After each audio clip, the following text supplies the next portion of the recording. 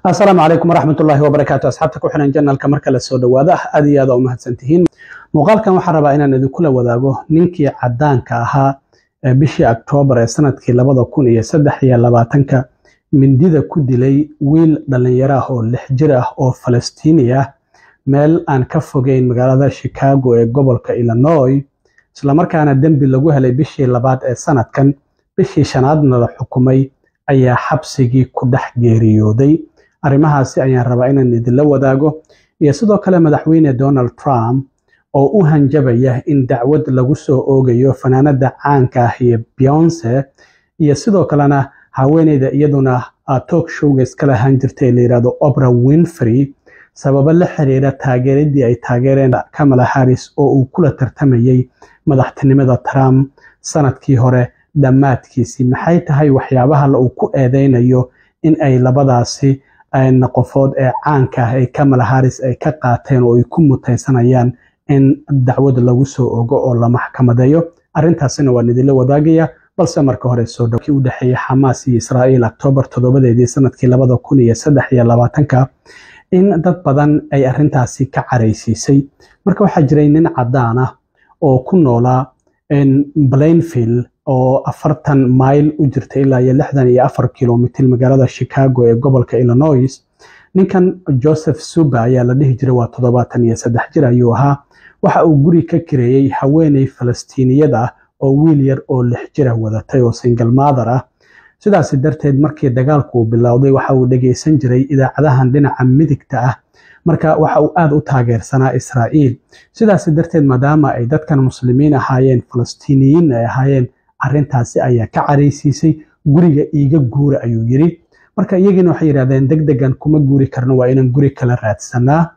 maalintii dambe isagoo midi wata ayuu u soo galay oo dhahaya muslimiinta waa nacbahay waxa uu midida ku bilaabay hooyada dhashay wiilka 6 jirka ah oo magaceeda la yiraahdo Hanaan Shaahin markii ay iska celisay kadib wiilkii yarka ayuu arkay wiilkii ayuu ku jeestay 26 midi ayuu ku dhuftay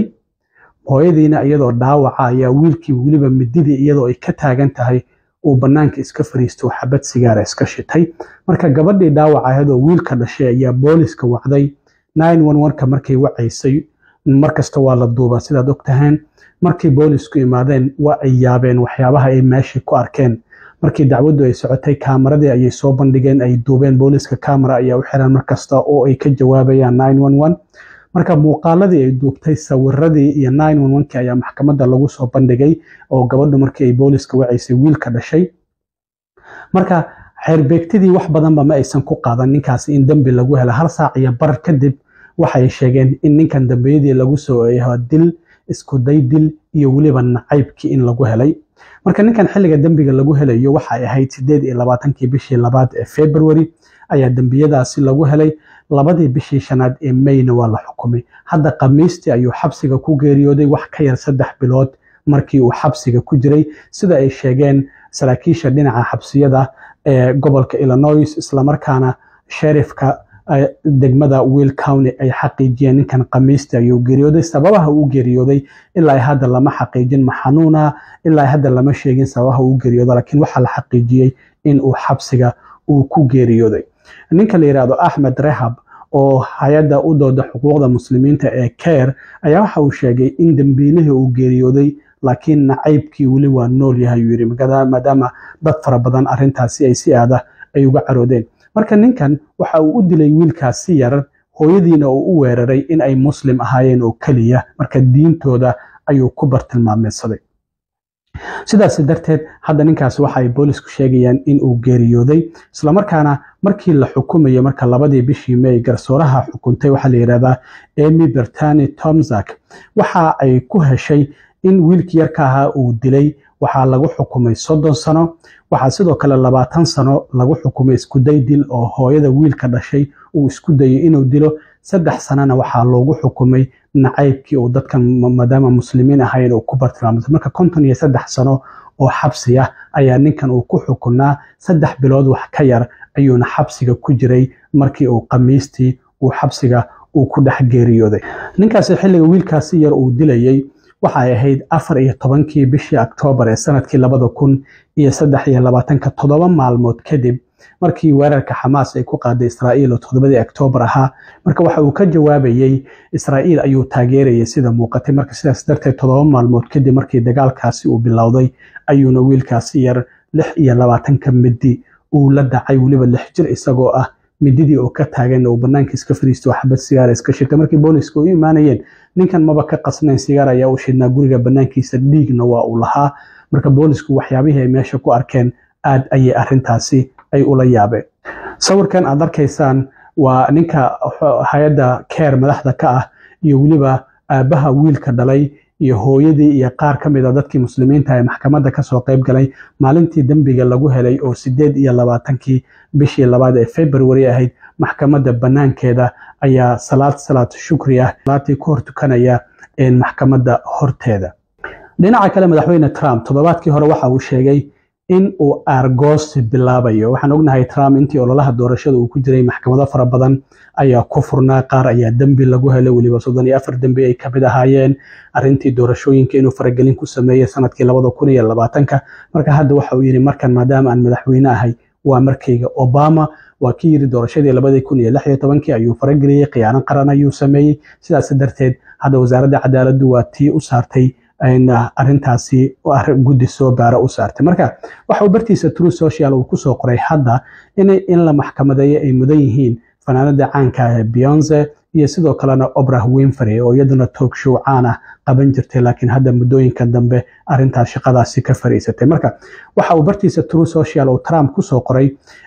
doorashooyinkii madaxtinimada waxaa muuqata oo dimuqraadiyiintu ay qirteen in lacaga fara badan oo sharci darro ah oo ilaa iyo 11 milyan gaaraysa in la siiyey fanaanada Beyoncé si ay u taageerto Kamala Harris. marka waxa uu yiri xitaa ma aysan heesin oo hal hees ma aysan u qaadin stagekana. markii waxa jirtay in bishii October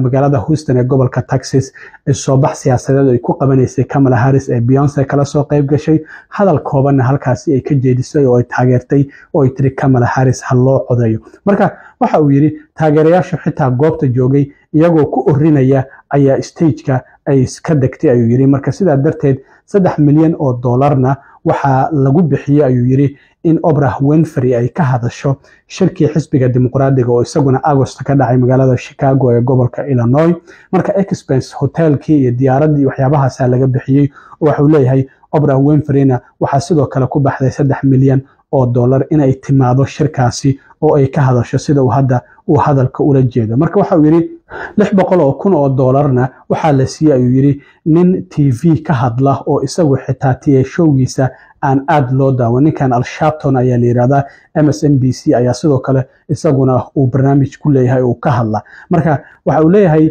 Beyoncé waxaa la siiyay lacagtaasi 11 milyan oo doolar ah. sidoo kalena 3 milyan Oprah Winfrey ayaa lagu bixiyay, ninkana 600,000 oo doolar ayaa lagu bixiyay. marka Trump waxa uu leeyahay sidoo kale waxaa jirta dad kale oo iyaguna lacaga lagu bixiyay si ay Kamala Harris ay u taageeraan, lacaga lagu siiyay, laakiin arrintaasi waxba ma aysan tarin. waxana uu yiri waana arrin qalad ah marka qaabka ay u soo sheegeen ama ay ugu soo qoreen waraqaha. marka xisbi kasta waxaa loo baahan yahay lacagaha meesha uu ku bixiyo ololaha doorashada inuu soo qoro. marka si qaldan ayay u soo qoreen ayuu leeyahay. marka wuxuu yiri looma baahno inaad lacag ku bixiso si lagu taageero, waa sharci darro in sidaasi la sameeyo ayuu leeyahay. ma qiyaasi kartaa ayuu yiri haddii siyaasiyiintu ay lacag ku bixin lahaayeen si dhammaantoodba loo taageero. arrintaasi waxa uu yiri waa arrinta ay Kamala Harris ay sameysay. dhammaanba lacagahaasina dadkaasi waxaa lagu siiyey si ay iyada ay u taageeraan. sharciga ayay jabiyeen, waana in dacwad lagu soo oogaa ayuu leeyahay. marka Trump sida muuqata waxa uu leeyahay Kamala Harris dad ayay lacag ku siisay si ay u taageeraan oo hadda uu ka magacaabayo 3 qof oo ah Beyoncé,